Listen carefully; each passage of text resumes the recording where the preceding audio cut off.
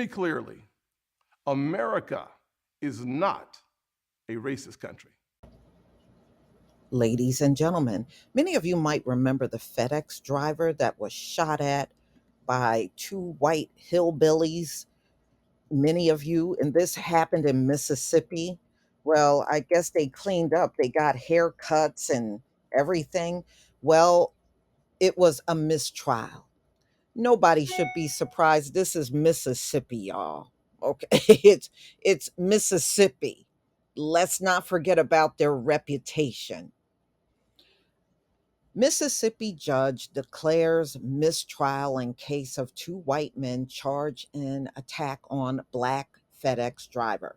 Now, if you remember, because I did this story, it was said that that police chief was related to them, and he tried to deny it. But the people that lived around in that area says, nope, they are related. And trust me, that had a lot to do with this. It had a lot to do with this. So, a Mississippi judge declared a mistrial Thursday in a case of two white men charged in attack on a black FedEx driver who was making a delivery.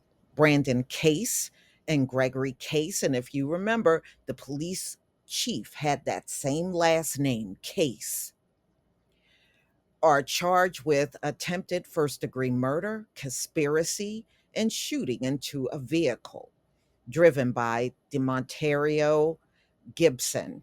And this happened January of 2022. Gibson, who is now 25, was not injured, but the chase and gunfire that led to complaints on social media of racism in Brookhaven, about an hour's drive south of the state capital of Jackson, Mississippi. So, this judge that declared a mistrial, he should be removed from the bench as far as I'm concerned. His name is David Strong. That's the name of the judge. Said he made the mistrial decision because of errors by the Brookhaven Police Department detective. Oh, you mean the same one where their relative was a police chief? They made an error? Hmm. On Wednesday, the judge ended days sessions early after Detective Vincent Fernando, he acknowledged under oath while the jury was out of the courtroom. Oh, well, why did you put him under oath without a jury being there? I'm just saying. He had not previously given prosecutors or the defense attorneys a video tape statement police had taken from Gibson.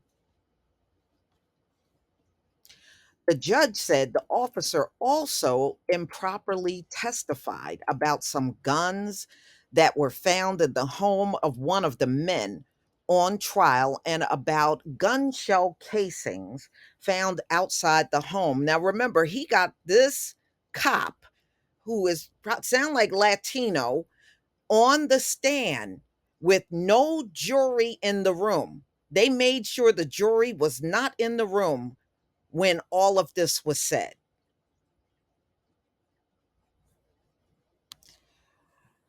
So, defense attorneys request the mistrial, and Strong said he had no choice but to grant it. Y'all, they botched this up on purpose.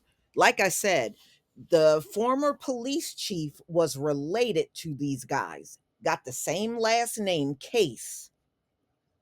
They did this on purpose. This was a deliberate act. Terrell Stubbs, the defense attorney for Gregory Case, declined to comment. Gregory and Brandon Case remained out on bond. Sharon McClendon, Gibson's mother, burst out loud in court. Mm, mm, mm.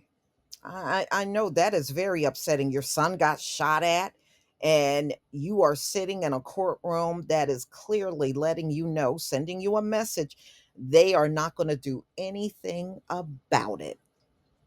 They're not going to do nothing. Mm, mm, mm. So she left as uninformed Mississippi Highway Patrol officers walked in her direction. Mm-hmm.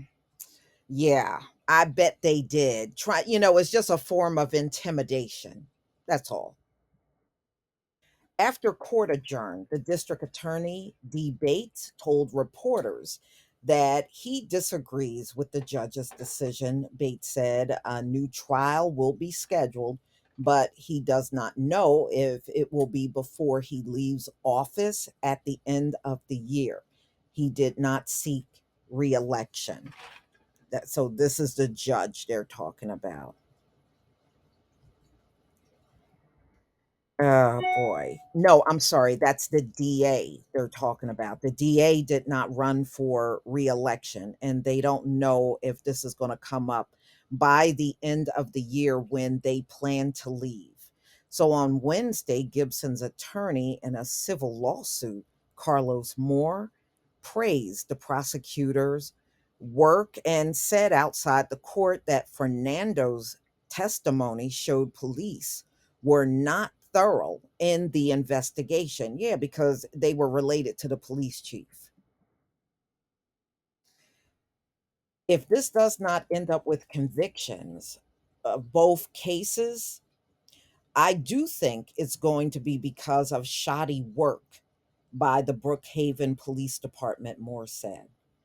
Moore compared the episode to the killing of Ahmaud Arbery, the 25-year-old black man who was running through a Georgia subdivision in 2020 when three white men, a father, son, and neighbor, chased him down. One, you know, blasted him with the gun. And we know that was Travis. The encounter between Gibson and the cases happened as Gibson made deliveries for FedEx on the evening of January 24th, 2022, while driving a rental van with the Hertz logo on the sides after he dropped off a package at a home on a dead end public road. Gregory Chase used a pickup truck to try to block the van from leaving, and Brandon Chase came outside with a gun. The DAD Bates told the majority white jury. Mm-mm-mm. Mississippi. Imagine that, y'all. Majority all white jury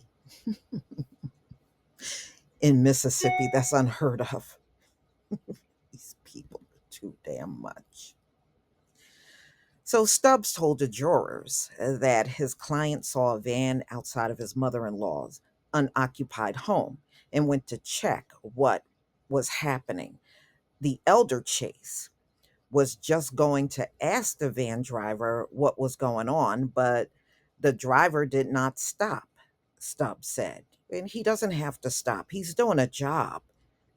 These people seriously believe we should be answering to them. You're out here doing a job. So, anyway, Fernando testified that the truck's security camera video recorded a white van being followed by a pickup truck at 7:31 p.m., 14 minutes before Gregory Chase called the police. So, apparently, the whole thing with him being followed by that pickup truck, it was caught on video.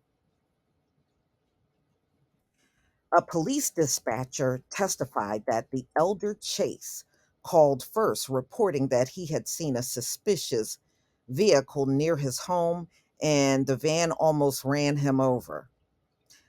Audio of the call was played in court, with Chase saying he wanted to know who owns the van and he thought the driver was up to something that wasn't good. Okay, yeah, because that's all black people do when they're trying to do their jobs. Yeah, when they work for UPS, FedEx, the postal service and they're delivering packages, they're always up to no good and look suspicious. Y'all can go to hell with that suspicious talk. Your asses are suspicious. So, anyway, back to this. Gibson called shortly later, reporting that someone shot at his van while he was delivering a package, the dispatcher said. Fernando also said cell phone records shows between the father and son's phone that evening before Gregory Chase called the police. Gibson, still employed by FedEx, but is on workers' compensation leave, Moore said. A judge last week dismissed Gibson's lawsuit seeking $5 million from FedEx, writing that the lawsuit failed to prove the company discriminated against him because of his race. The litigation also named the city of Brookhaven, the police chief, and the Chases. And Moore said he plans to file a new civil suit in state court. Mm-mm-mm. So they're just trying to stop him at all costs. They don't want this black man to prevail anywhere. So the police deliberately did not do a thorough investigation and then get that to the DA and the lawyer that was representing Gibson. You know that was done on purpose, right? And then he tries to sue FedEx and they throw that out of court. So they're just trying to shut him down on everything. Y'all gonna have to tell me what you think about this video, and always keep in the back of your mind, this is Mississippi.